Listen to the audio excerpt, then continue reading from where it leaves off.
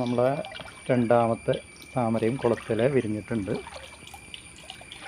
അപ്പം അതും ഞാൻ പൊട്ടിക്കുകയാണ്.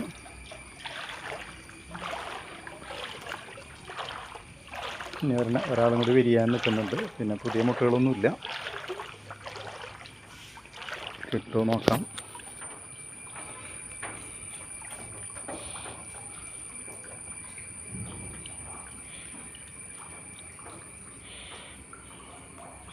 കഴിച്ച് കിട്ടുമോ നോക്കട്ടെ.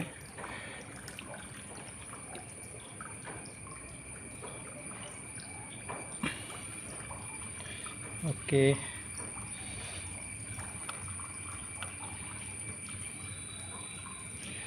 രണ്ടാമത്തെ പൂവും താമരപ്പൂ നമ്മൾ പൊട്ടിച്ചിട്ടുണ്ട്. ഇനി ഒരാളും കൂടി വിരിയാനുണ്ട്.